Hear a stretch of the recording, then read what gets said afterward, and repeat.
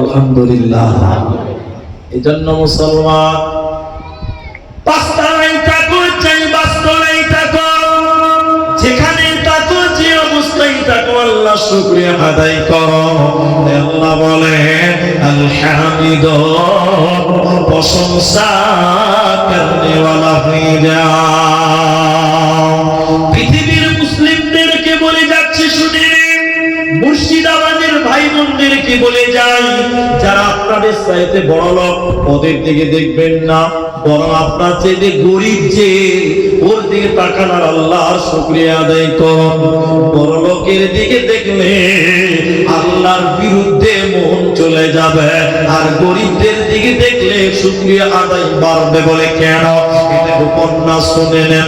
একটা লোক গরিব মানুষ, পায়ে তার কোনো স্যান্ডেল নাই, কোনো জুতা নাই, রাস্তায় হাঁটছে, গরম লাগছে, কাঁদতে কাঁদতে বলে আল্লাহ আল্লাহ তুমি আমাকে একটা স্যান্ডেল দিলে না, অনেক মানুষের দুটো তিনটে করে স্যান্ডেল জুতা, আল্লাহ তুমি আমাকে একটা দিলে না।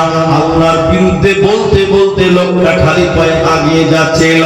যেতে যেতে লোকটা দেখতে পেল একটা লোক, ওই লোককে আল্লাহ দুইখানা পা দেয় না, ওই লোকের দুটি পা নাই, তাই এই লোকটা স্যান্ডেল নাই বলে আল্লাহকে গালি দিচ্ছিল। ওই লোকের দুটি পা নাই, গড়িয়ে গড়িয়ে আগিয়ে যাচ্ছে। লোকটা আল্লাহকে সাজদা দিয়ে বলল আল্লাহ তোমার হাজার শুকরিয়া, তুমি আমাকে স্যান্ডেল দাওনি তো কি হয়েছে, ওই লোককে তো তুমি দুটি পা দাও নাই, আল্লাহ তুমি আমাকে দুটি পা দান করেছ, আল্লাহ তোমার হাজার শুকরিয়া। এই জন্য ওঠাতে বসাতে সুখে দুঃখে তুমি আল্লাহর শুকরিয়া আদায় করো।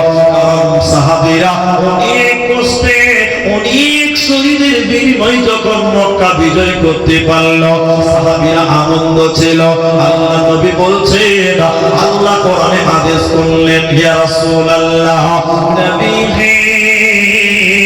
তুমি তোমার সাহাবীদেরকে বলে দাও ফাসাব্বিহ বিহামদি রাব্বিকা ওয়াস্তাগফির।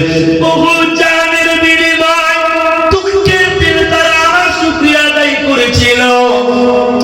আজকে মক্কা বিজয় হয়ে গেছে, ফাতাহ হয়ে গেছে, আজকে কেন তারা আমার প্রশংসা করে না? নবী তুমি তোমার সাহাবীদেরকে বলে দাও ফাসাব্বিহ বিহামদি রাব্বিকা ওয়াস্তাগফির, তারা যেন আমি আল্লাহর শুকরিয়া আদায় করে, আমি আল্লাহর প্রশংসা করে, আমি আল্লাহর তাসবিহ তাহলিল করে, ওয়াস্তাগফিরহু, এবং আমি আল্লাহর কাছে যেন তারা মাফ চায়। অতএব সুখের দিনে আল্লাহর প্রশংসা করো, দুঃখের দিনেও আল্লাহর শুকরিয়া আদায় করো, তাহলে তোমাকে আল্লাহ জান্নাত দান করবে, তোমার কোনো চিন্তা হবে না, রবে না, রবে না। এই জন্য আরেকবার বলুন আলহামদুলিল্লাহ। সর্ব অবস্থায় প্রশংসা করব কার? আল্লাহর প্রশংসা করবেন। আপনি কোনো টাইমে মনে এই চিন্তা আনবেন না যে আল্লাহ আমি এত অভাবী কেন, তাহলে আল্লাহর বিরুদ্ধে আপনার মুখ খুলবে। এই জন্য সর্ব অবস্থায় বলবেন আল্লাহ কত মানুষ তো ভিক্ষা করে খাই, আল্লাহ আমি তো দিনে 500 টাকা হাজিরা করে খাই, আল্লাহ তোমার হাজার শুকরিয়া। এই জন্য যে অবস্থায় আছেন, যেটুকু পেয়েছেন ওইটুকু নিয়ে শুকরিয়া আদায় করব। বলুন ইনশাআল্লাহ। 4 নম্বর শুনেন, আল্লাহ বলছেন এটা একটু সময় নেব, একটু নিব। আল্লাহ 4 নম্বর বলেন আস-সাইহুন, রোজাদার হয়ে যাও। এখানে যারা আছেন, যারা যারা শক্তি রোজা করেছেন একটু হাত তুলেন তো ভাই। মাশাআল্লাহ মাশাআল্লাহ। আপনি রোজা করেননি নাকি? না, আমার কথা বুঝতে পারেননি, করেছেন বুঝতে পারেন। তাহলে আমরা সবাই রোজা করেছি আলহামদুলিল্লাহ। বলুন আলহামদুলিল্লাহ। এখন আল্লাহ 4 নম্বর বলছে রোজাদার হয়ে যাও। কিন্তু এখানে যতটি মানুষ আছে সবাই কি বলবে যে আমি রোজা করিনি? কেউ বলবে? কিন্তু আপনারা বলেন আমাদের মধ্যে অনেক মানুষ রমজানে রোজা রাখে না। কি বলছেন? নাই? আপনাদের নতুনগঞ্জে নাই? কত বেহায়ার বেটা বেহায়া, রোজা তো রাখেই না, রাস্তাতে বসেছে সিগারেট টানছে। ঠিক কিনা জোরে বলেন? এরকম মাল এলাকাতে নাই? আরে আল্লাহ খাস বান্দা নাকি? হ্যাঁ, সাইথিয়াতে জালসাতে সাইথিয়া বীরভূম, আমাদের এই মুর্শিদাবাদের পাঞ্জেরি তো বীরভূম, সাইথিয়াতে জালসাতে রমজান মাস, অনেকদিন আগের কথা বলছি। কাঞ্চনজঙ্ঘা ট্রেনে এসেছিলাম তখন, মোটামুটি 5টার সময় মসজিদে ঢুকে গেছি। তো তখন কি ইফতার করা যাবে না? আরো সময় আছে। আচ্ছা, তা আমি বলছি যে ভাই আমি পেশাব পায়খানা করে উজু করবো, নামাজ পড়বো, তারপর আমি দস্তরখানে ইফতারিতে বসবো। এবার বাথরুম যাবো, লেট্রিন এবার লেট্রিনে যাবো, দেখি দরজা ভিতর থেকে লাগা, মানে কেউ একজন বসে, সবাই বলুন কেউ একজন বসে। এবার আমাকে লাইন অপেক্ষা করতে হবে, অপেক্ষায় দাঁড়িয়েছি যে কখন বার হবে আমি ঢুকবো, আমার কাজ সারবো। বেশ অনেকক্ষণ পর একটা মোটা তাজা একদম দামড়া লোক, 30-35 বছর বয়স হবে, ওর ভিতর থেকে বের হয়ে যাবে। এটা কখনকার গল্প? রমজান মাস। ও যখন বেরিয়ে গেলে এবার আমার পালা, আমি যাব। আমি যে এখানে ঢুকেছি, দরজাটা লাগালো, এত বন্ধ আর বসতে পারলাম না, দরজা খুলে আবার বেরিয়ে এলাম। কিসের গন্ধ? আতরে সুন্নতের টান। কিসের টান? হ্যাঁ সুন্নতের টান, ওটা সুন্নত, সুন্নতের। আপনাদের এলাকায় চলে কিনা? হ্যাঁ না বলে? অনেক রোজাদার বিড়ি খায়, কি বলছেন খায় না? আর এই ভদ্রলোক মসজিদের পায়খানাতে বসে চুরুক চুরুক মাল টানছে। কি বলছেন আপনাদের এলাকায় টানে না? এরা কথা বলেন টানে না? টানে। আল্লাহ, কথাতেই কথা চলে আসে। তো আর একটা কথা মাঝখানে বলে দিই, আপনাদের কি কষ্ট হচ্ছে ভাই? দুটি জালসাতে এরকম হয়েছে, দুটি জালসাতে আমি নাম বলছি, একটা মুর্শিদাবাদে আর একটা উত্তর দিনাজপুরে, মাঝখানে মালদা দক্ষিণ উত্তর দিনাজপুর, জায়গার নামটা বলি। একটা জালসায় এসেছিলাম অনেকদিন আগে, বুঝলেন, মুর্শিদাবাদে আছে একটা ছেলে, এর মতন হবে 10-12 বছর বয়স, এর মতনই হবে। ও খুবই পাঞ্জাবি পড়ে আছে, বাবা জালসা করে ঘেমে গেছি, তো মসজিদে এসে বসলাম, ড্রেস চেঞ্জ করতে হবে। ওই ছেলেটা এসে আমাকে বলছে যে আপনি আব্দুর রহমান সাহেব বলছেন তো? ও 8 বছরের ছিল, আমাকে জিজ্ঞাসা করছে আপনি আব্দুর রহমান বলছেন তো? বলেন মেজাজটা খারাপ হবে কি হবে না? আমি বলছি, ওর দিকে তাকিয়ে বলছে সাইজে তো কিছুই নেই। হ্যাঁ আমি আব্দুর রহমান। বলছে আমি আপনাকে চিনি তো। বলে কি করে চিনিস তুই? বলছে আমি ফেসবুকে আপনাকে দেখি যে। কত শিয়ানা দিতে।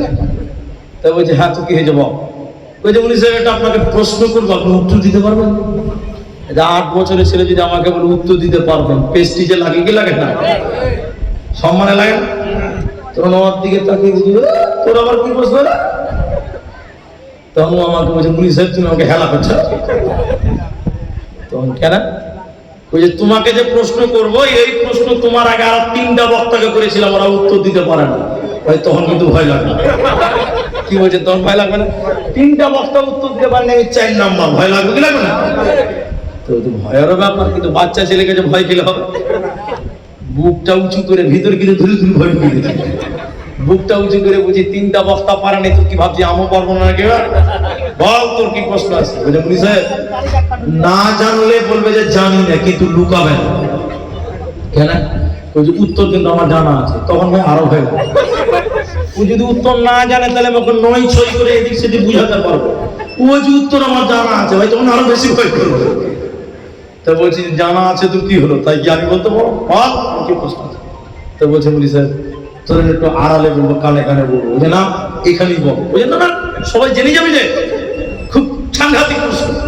আর বলছি তুই এখানেই বল। বলছে তাহলে কানে কানে বলবো। কানে কানে বুঝেন তো আপনারা? কানে কানে বুঝেন? বুঝে বল।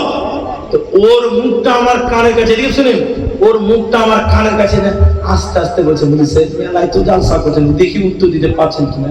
কি উত্তর বলেন? তখন কানের কাছে এসে আমার মুখটা লাগিয়ে বলছে মুনি সাহেব তুমি বিড়ি খাওয়ার দোয়া জানো? তখন মিজাজটা কি হবে বলেন তো? এখন যদি বলে দেই, আমি ভুল করেও যদি বলে দিই বিড়ি খাওয়ার দোয়া জানি না, ও শালা গোটা এলাকাতে দুর্নাম করবে আব্দুর রহমান কিচ্ছু জানে না। দুর্নাম করবি করবে, এ তো সাংঘাতিক বিপদে পড়েছি আমি। না হারকা না ধরকা, যাবো কোন দিকে? এবার গাল চুলকাতে চুলকাতে বলছি যে ভাই কোথায় যেন পড়েছিলাম তো ভুলে গেছি। আসলে আমার 17 গোষ্ঠী কোনোদিন পড়ে না। আমরা মুলগিরা বলছি হারাম, ও বলছে দোয়া যাবেন। তখন আমি বলছি না এটা ভুলে গেছি। তখন বলছেন না তুমি জানো না মুনি সাহেব, বলো তুমি জানো। বলেন আপনি জানেন না বলেন। 8 বছরের ছেলে বলছে এরকম করে বলে। তখন আমি বলছি লে জানি না, তুই বলতো দেখি। যে হ্যাঁ আপনাকে বলবো, তখন আপনি গোটা দুনিয়াতে বলে বলবেন কত শিয়ানা খালি। আমি যে কাউকে বলবো না, তো খালি বইলে দেখ কেন একবার। অনেক তেলাতেলি করবো, ওর মুখটা আবার আমার কানের কাছে চেপে যেতে কানে কানে বলছে শোনেন, আপনি বক্তা মানুষ তাও জানেন না, তো শুনেলেন আমার কাছ থেকে কি দোয়া। এবার আমাকে দোয়া শিখেছে, বিড়ি খাওয়ার দোয়া। কি দোয়া? আল্লাহুম্মা বারিক লানা ফিমা বিরিটা। বলেন অবস্থাটা কোন জায়গাতে আছে? বাংলা, ইংরেজি, আরবি সব আছে। এখন আর মিজাজ ঠিক নেই। কোথায় পেয়েছিস বল? এবার উ পড়েছে বেকায়দাতে, এতক্ষণ তো রস ছিল, এবার উ বেকায়দায় পড়েছে। পেলি কোথায় বল? ওই যে বাংলাদেশের বিখ্যাত বক্তা বলেছে নাম। তখন বলছে আপনারা সবাই চিনেন তাকে না? তো তিনি হলেন পীর মুফতি গিয়াসউদ্দিন তাহেরি বলেছেন। তাহেরিকে চিনেন তো আপনারা? চিনেন না তাহেরিকে? চিনেন না আপনারা? ওই যে খুব ড্যান্স করতেন। এই যে কি বসেন বসেন বৈশা যান, বৈশা যান, বুঝতে পারছেন কিনা? মাশাআল্লাহ সবাই চেনেন। এই দুয়া বানিয়ে দিয়েছে। বল মুসলিম কোথায় যাবে বলে? দুয়া বানিয়েছে, দুয়া। আমাদের ভিতরে যেটা বলছিলাম, অনেক মুসলমান রমজান মাসে রোজা রাখে না। যদি বলে না রোজা রাখেননি কেন, বলিস পেটে খুব গ্যাস আর সারাদিন সিগারেট টানছে। ঠিক কিনা? চলো কি বলছে? এই যে ধোঁয়া ভিতরে যাচ্ছে, ভিতরে গ্যাস কমবে না বাড়বে? সবাই বলেন কমবে না বাড়বে? বাড়বে। আমি কত বলবো এগুলো ছাড়েন, হাদিসের জগতে চলেন। হাদিস রাসূলুল্লাহ বললেন রোজা রাখলে কি লাভ হবে, রোজা করলে কি লাভ হবে। একটা হাদিস বলবো, করলে কি লাভ হবে। মান সামা রমাদান ঈমানাও ওয়া ইহতিসাবান গুফিরা লাহু মা তাকাদ্দামা মিন যামবি। আল্লাহর নবী বলেন কেউ যদি মানে কোন সোমবার বিরত থাকা মানে রোজা রাখা, কেউ যদি সিয়াম পালন করে, রোজা রাখে ঈমান ওয়া ইহতিসাবা, ঈমানের সঙ্গে ইখলাসের সঙ্গে, গুফিরা লাহু মা তাকাদ্দামা মিন যামবি, আল্লাহ তার সমস্ত গুনাহ সাগীরা গুনাহকে মাফ করে দিবে। বলুন সুবহানাল্লাহ। তাহলে রোজা রাখলে সব সগীরা গুনাহ মাফ হয়ে যায়। এই জন্য আল্লাহ 4 নাম্বার বলেন আস-সাইহু, রোজাদার হয়ে যাও। কারণ বেরোজাদার আল্লাহর জান্নাতে যাবে না, পাবে না, পাবে না। আর রোজা না রাখলে কি শাস্তি হয়? একটা কথা, একটা হাদিস। হাদিসের রাবী আবু উমামা নবী বলেন আমি যখন জাহান্নাম দেখলাম, মা আমার, বোন আমার, ভাই আমার দিকে টেনশন। নবী বলেন জাহান্নামের ভিতরে দেখলাম কিছু মানুষের পা গুলো আকাশের দিকে বাঁধা আছে, আর তাদের মাথা মুখমণ্ডল যেন মাটির দিকে ঝুলছে। পা গুলো আকাশের দিকে, মাথা মুখমণ্ডল মাটির দিকে ঝুলছে। উল্টো করে টাঙিয়ে রেখেছে। উল্টো করে টাঙিয়ে রাখার কারণে ওদের কানগুলো ফেটে ফেটে ফেটে ফেটে রক্ত পড়ছে, ওদের মুখগুলো ফেটে ফেটে রক্ত পড়ে। আমি দৃশ্য দেখলাম, থাকতে না পেরে বললাম জিবরাইল তুমি বলো এরা কারা, কেন তাদের পা আকাশের দিকে বাঁধা আছে, কেন তাদের মাথা মুখমণ্ডল নিচের দিকে মাটির দিকে কেন? জিবরাইল বলো তো এদের মুখগুলো ফেটে ফেটে রক্ত পড়ছে কেন, তুমি বলে দাও। জিবরাইল আমিন বলেন ইয়া রাসূলুল্লাহ, দয়ার নবী শুনলেন আল্লাহর ওই সমস্ত নাফরমান বান্দা বান্দিরা, ওই সমস্ত পাপিষ্ঠ গুনাহগার বান্দা বান্দিরা যারা রমজান মাস পেয়েছিল, রোজার মাস পেয়েছিল, সিয়ামের মাস যারা পেয়েছিল, দিনের বেলায় কাবা খেয়েছিল, ইফতারের আগে যারা ইফতার করে রোজা ছেড়ে দিয়েছিল, আল্লাহর ফরজ রোজা যারা রাখেনি, ওই সমস্ত বেরোজাদারের দলেরা ওদেরকে জাহান্নামে উল্টো করে টাঙানো দাঁড়িয়ে রাখা হবে, এরা আল্লাহর জান্নাতে যাবে না, পাবে না, পাবে না। কি করলি তুই ভাবে এসে, মায়া জালে গেলি ফেসে, আজরাইল এসে ধরবে কোসে, কে বাঁচাবে তোর প্রাণ?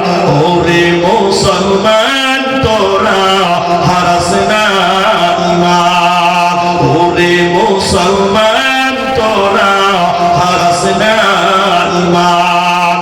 যদি করিস নামাজ রোজা, থাকবে না তোর পাপের বোঝা, মরণকালে পাবি রে তুই জান্নাতি আদার।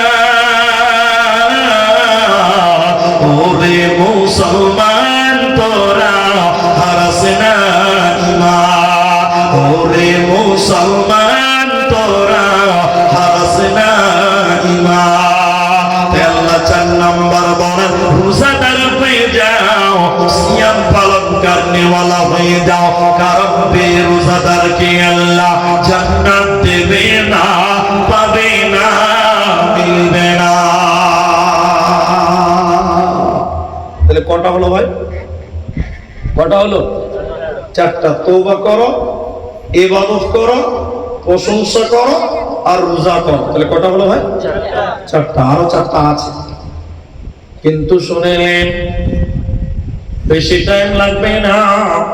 5 নম্বর আল্লাহ তাবারাক ওয়া তাআলা বলেন, আর-রাকিউন, রুকুকারী হয়ে যাও, নামাজি হয়ে যাও। এই এদিকে দেখেন, রুকু আল্লাহ কোরআন অন্য জায়গায় বলেছে, ওয়ারকাউ মা'a রাকিঈন, তোমরা রুকুকারীদের সঙ্গে রুকু করো, মানে জামাতের সঙ্গে সালাত আদায় করো। করবো বলুন ইনশাআল্লাহ। তাহলে 5 নাম্বার রোজাদার হয়ে, 5 নাম্বার রুকুকারী হও, নামাজি হও। কেন? এখানে 5 মিনিট লাগবে না। এদিকে দেখেন ভাই, গুজুর গুজুর করিয়ে না, আমার দিকে দেখেন, নামাজি হও। এখন মুসলমান নামাজি বেশি না বেনামাজি বেশি? নামাজির সংখ্যা কম, বেনামাজির সংখ্যায়। উদাহরণ দেওয়ার জন্য বলছি, এটা উদাহরণ দিচ্ছি, আপনারা আমার দিকে দেখেন। গ্রামের ইমাম সাহেব কে গো? মানুষের ইমাম সাহেব নাকি? এদিকে দেখেন, নতুনগঞ্জের ইমাম সাহেবকে জিজ্ঞাসা করলাম, বুঝার জন্য বলছি। বলি সাহেব, নতুনগঞ্জে মুসলমান পুরুষ মানুষ কত আছে? উনি বুক উঁচু করে বলছে, বলি সাহেব আমাদের গ্রামে 5000 মুসলমান বেটা ছেলে আছে। আপনারা বলুন কত হাজার? সবাই বলুন, পেছনের লোক বলুন কতটি? 5000। আমি বললাম 5000? হ্যাঁ। তো ইমাম সাহেবকে আবার জিজ্ঞাসা করতে, বলি স্যার 5000? হ্যাঁ। তো ফজরের সময় মসজিদে কটা আছে? বলছে 5টা। কটা? ওরা কথা বলে না, কটা? মুসলমান কতটি? আর নামাজি? এর মধ্যে 2-4টা ফের মাঝে মধ্যে গায়ের হাজির। ঠিক বললাম না? নাই বলেন? এক একদিন ইমাম সাহেবী আজান দেয়, ইমাম সাহেবী ইমামতি করে, ইমাম সাহেবী মুক্তাদি, সব ইমাম সাহেব। ঠিক কিনা জুড়ে বলেন? একটা লোক আছে। অথচ মুসলমান কতটি? নামাজি? আচ্ছা, একটা দিক গেল। রসুলের একটা সাহাবী, এটা বুঝার জন্য বলছি, আদবের সঙ্গে, আখলাকের সঙ্গে। সাহাবীকে এরকম বলেন, ভাই ও রসুলের সাহাবী, আপনারা মুসলমান কজন? সাহাবী বলছেন মাত্র 200টা। বুঝার জন্য বলছে, সবাই কটা? 200টা। সাহাবীকে জিজ্ঞাসা করছে, 200 মাত্র? হ্যাঁ। ওকে জিজ্ঞাসা করা হলো, নামাজি কটা?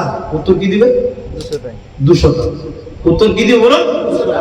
200টা। যটা মুসলমান সাহাবী ততটাই নামাজি, কারণ নবীর জামানায় একদম সাহাবী বেনামাজি ছিল। সবাই বলুন ছিল।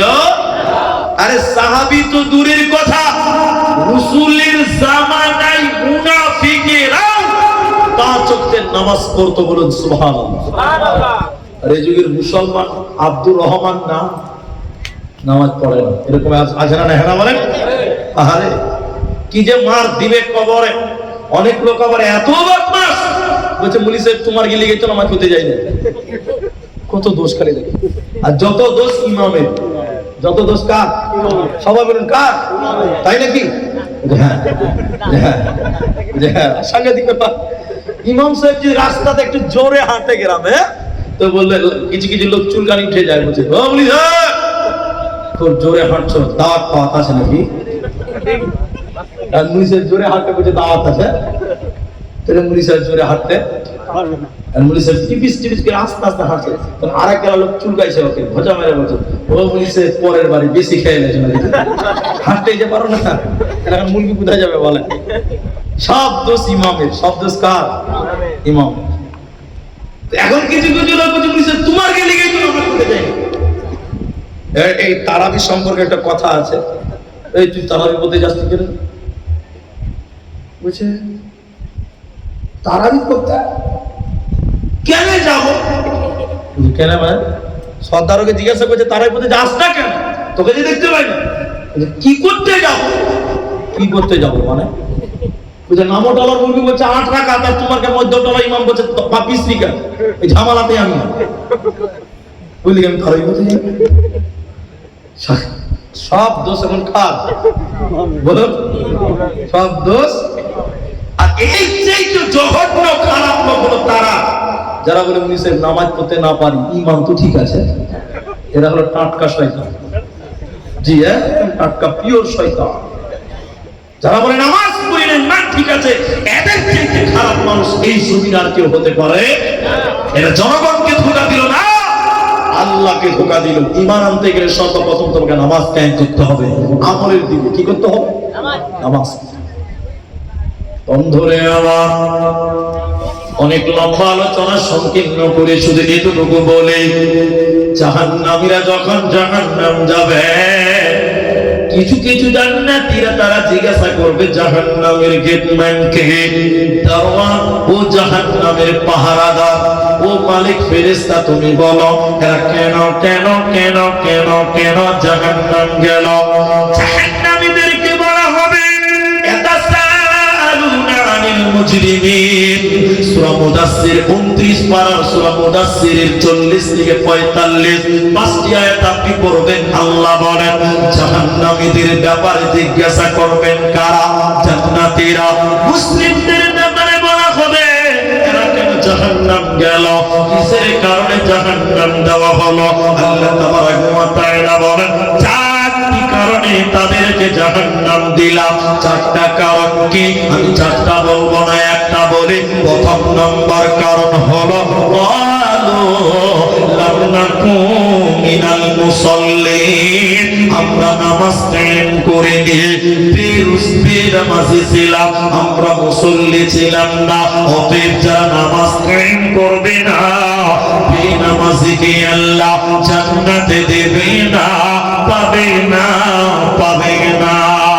আল্লাহ তাবারাক ওয়া তাআলা 5 নাম্বার বলেন নামাজি হয়ে যাও, রুকু করনে ওয়ালা হয়ে যাও, এই নামাজ তোমাকে জান্নাতে দেবে, কোনো চিন্তা হবে না। নাম্বার 6 ভাই একটু ধৈর্য ধরে, নাম্বার 6 5টা বললাম, 6 নাম্বার শোনেন। আল্লাহ বলেন আসসাজিদুন, সাজদাকারী হয়ে যাও। একটু সবাই বলেন সাজদা করব কাকে? আল্লাহকে। আরে আল্লাহর নামটা আরো একটু সুন্দর করে বলেন, সাজদা করব কাকে? আল্লাহ ছাড়া অন্য কাউকে সাজদা করা যাবে না।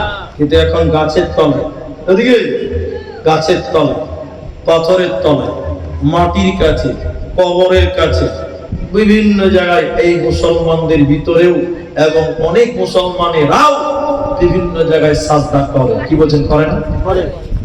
আরে মায়ের শরীফ বিশ্বনবী বলেছেন পৃথিবীতে কোনো মহিলাকে যদি বলা হতো, পৃথিবীতে কোনো মানুষকে যদি বলা যেত তোমরা মানুষকে সাজদা করো, প্রত্যেকটা মেয়েকে বলা হতো তোমরা তোমাদের স্বামীকে সাজদা করো। কিন্তু ইসলামে মানুষকে সাজদা করার অনুমতি নেই। তাহলে সাজদা করবো কাকে? আল্লাহকে। আল্লাহকে। এই কপাল এক চুলার সামনে ঝুঁকবে, তিনি হলেন স্বয়ং আল্লাহ। এই জন্য এদিকে দেখেন, এদিকে এদিকে এদিকে এদিকে, আমরা কাউরির কাছে মাথা নত করবো না। এই সর, এই কপাল একজনের কাছে বিনয়ের সঙ্গে ঝুঁকবে, তিনার নাম আর একটা মহব্বতে বলেন সবাই আল্লাহ।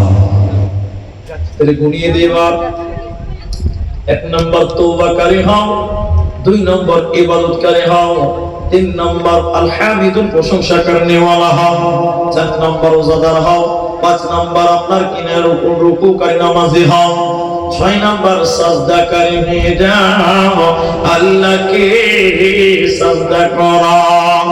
7 নম্বর শুনলেন, বেশিক্ষণ লাগবে না, আমি 8টা বলবো, আল্লাহ 7 নম্বর বলেন আমিরুনা বিল মারুফি ওয়ান নাহুনা আনিল মুনকার। সৎ কাজের আদেশ করো, অসৎ কাজের নিষেধ করো, সৎ কাজের আদেশ করো, অসৎ কাজের নিষেধ করো। 7 নম্বর গুণ প্রতিটি মুসলমানের থাকতে হবে। ভাই একটা কথা আমি বলবো, না বলে আর পারছি না, মানে বলতে আছে কি না, কথাটা বলি। এদিকে দেখি, আমাকে যখন স্টেজে দিল ছেলেরা, আমার টাইম বলে দিল যে আপনার টাইম মিনিমাম 1টা পর্যন্ত, মানে 2 ঘন্টা আমাকে বলতে হবে। আর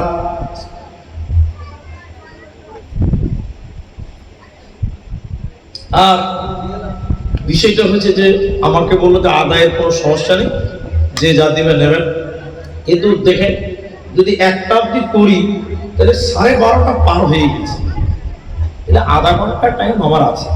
আর আমি 8টা বলবো নিয়ত করেছি। আপনারা যেটি মানুষ আছেন চলে যাবেন, বুঝতে পারছেন শেষ হবে জলসা, কিন্তু এই আধা ঘন্টা আর কেউ উঠিয়ে না, একবার বলুন ইনশাআল্লাহ। আমার পরেও এখন বক্তা আছে, তো অন্তত আমার আধা ঘন্টাটাকে দেখেলেন, আধা ঘন্টা কেউ উঠবেন না, বলুন ইনশাআল্লাহ। পেছনে লোকেরা কথা বলছেন না, বলুন না ইনশাআল্লাহ। এবার তাকবীর দেন, নারে তাকবীর, লিল্লাহি তাকবীর। আধা ঘন্টা বসবো ইনশাআল্লাহ। শুধু যার পেশাব লাগবে সে উঠবে, বাকি কেউ উঠবে না, বাকি কেউ উঠবে না। মানে পেশাবটা জরুরি, তো ওরকম জরুরিতে উঠবে, কিন্তু ফের সবাই একসঙ্গে পেশাব করতে যায়, ওটাও এক ঝামেলা। পেশাব করবেন আলাদা কথা। তাহলে আধা ঘন্টার ভিতরে 7 নম্বর আল্লাহ বলছেন ভালো কাজের আদেশ করো, মন্দ কাজে নিষেধ করো। আমরা সবাই প্রত্যেকটা গ্রামে ছেলেদের, যুবকদের একটা ইউনিট থাকা দরকার। কি থাকা দরকার? একটা গ্রুপ থাকা দরকার। সেটা কিসের জন্য? সেটা কিসের জন্য? সমাজের খারাপ মানুষদেরকে ফিরাবার জন্য। কোনো বাড়িতে বিয়েতে গান বাজছে, আপনাদের দিকে বিয়েতে গান বাজে মুসলমানদের? আলহামদুলিল্লাহ।